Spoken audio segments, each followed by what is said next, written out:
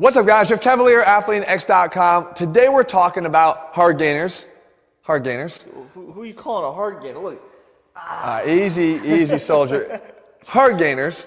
And honestly, guys, when it comes to hard gainers, we can a lot of times call them undereaters because we know that nutritionally it's very difficult to add muscle when you are very, very much an undereater. Yeah. And when we talk about that, though, I've always been on the side of the fence that you want to not sacrifice, never sacrifice nutrient-dense foods.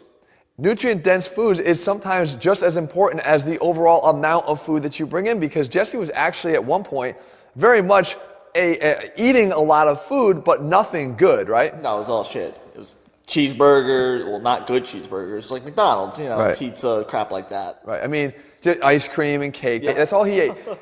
It's very difficult to build high quality muscle when you're eating nothing but garbage. And when you trade off for some nutrient quality, here's the problem. And this is where a lot of hard gainers, I think, trip up, is that it becomes very difficult to eat calorically dense foods when you're eating nutrient dense foods. I've just said a mouthful there. When you're eating nutrient-dense foods, a lot of times they are not packed with many calories. I'm going to give you some options later, but they're not really packed with many calories. So as you start to clean up the quality of your nutrition, and Jesse's an athlete, I believe in high-quality nutrition to fuel athletes, then it becomes more challenging for you to eat more. So what I want to do in this video is show you and give you specific strategies that actually Jesse has used himself here to try to allow himself to eat more. Because guys, it's just like training. There's a process to this, and it doesn't happen overnight, all right? So the very first thing that you want to do is you cannot try to cram additional calories into the same number of meals. Let's say you're eating 3 times a day. Trying to do and cram additional calories or a significant amount of calories into those additional 3 meals is oftentimes setting you up for failure, as Jesse can attest to. And someone actually not even 3 meals, no? No, it was 2 meals. I wasn't eating breakfast. It was lunch and dinner, but it was never anything really that great. But even when I tried to add more food to those 2 meals, or even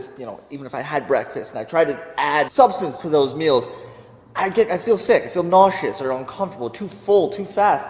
It wasn't working. It's the equivalent of actually going in, if you're a 225-pound bencher and going and trying to bench 400 pounds. It's not going to work. What you need to do is you need to start increasing the number of times that you eat in a day. And it's not the magical 6 meals. That's not, we've obviously proven that that's not even necessary for building muscle. But for hard gainers, what it does is it gives you more eating opportunities. So that's the very first thing you want to do. Piling on top of that now, something Jesse actually did was physically setting reminders to eat. Yeah, I set reminders on my phone for every few hours. Just a reminder. It's the concussions. It's the 20 concussions that make this mandatory for Jesse. It's part of it.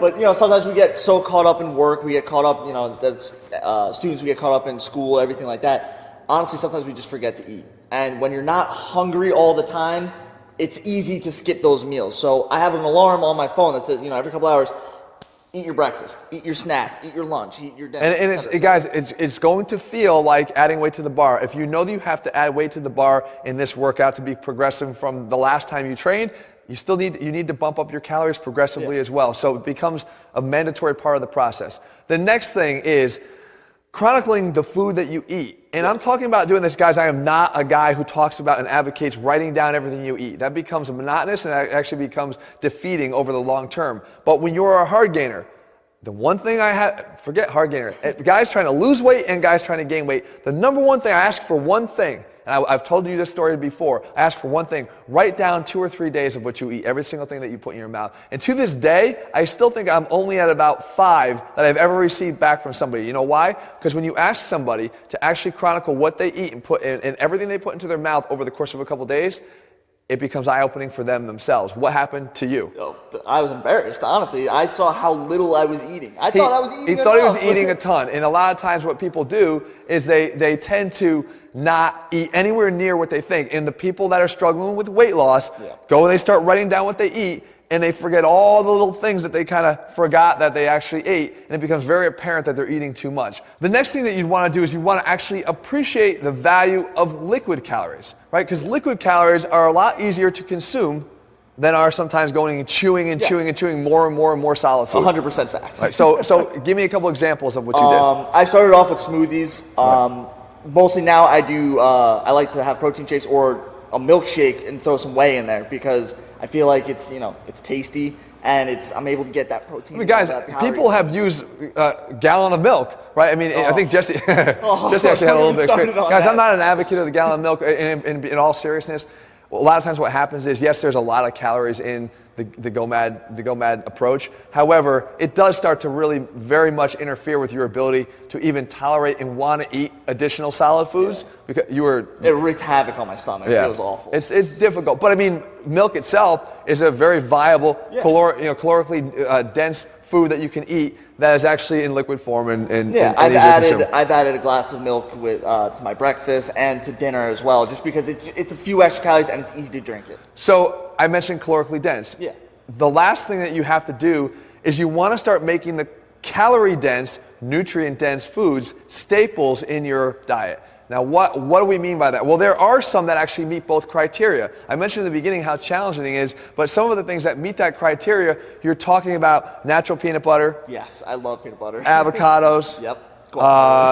Eggs. Yeah. Right. Anything else? Anything that you've eaten? We mentioned whole milk. I like to have a can of nuts, usually almonds or peanuts, just because I like to have a little bit of extra protein. And people never eat like a handful of nuts. No, like usually it's a big handful numerous times throughout the day. So healthy fats, guys. Those are the things that, again, I think when you're trying to gain weight, they're not optional. They become staples. They need to become staples of your diet each and every day. Yeah, and like for a few weeks, every single day, it was 3 peanut butter and banana sandwiches just to have throughout the day because 1, I love peanut butter, and 2, I love banana, but also it was giving me those extra calories and it was, as you're saying, good. It was good food. So guys, we're going to get into this in a whole nother video about whether or not hard gainers, you're not doomed by being a hard gainer. There's differences in skeletal width, as we talked about in the video with comparing Jesse's skeleton to, say, Jinder Mahal. There's differences in the amount of muscle you can actually pack on a frame because of that. But it doesn't mean that if you're skinny right now that you're doomed to be that. There's a great capacity to change from being a hard gainer to being someone who's much more happy with how they look. But a lot of times it starts and ends with your nutrition and making sure that you're eating more of what you do. Hopefully these strategies are going to give you guys a way to do that. If you're looking for step-by-step plans and nutrition plans that map this all out for you guys, head to athlenex.com right now and get one of our Athlenex training programs. We actually have our meal plans built in with options to help you to not only consume more food, but smarter food choices to do that. In the meantime, if you found the video helpful, leave your comments and thumbs up below. If you're happy Jesse's back, leave your comments and thumbs up below. Just not too many. Come on. All right, guys, we'll be back here again in just a couple days with another video. Make sure you subscribe and turn on those notifications so you never miss a video when we put one out. All right, guys, see you soon.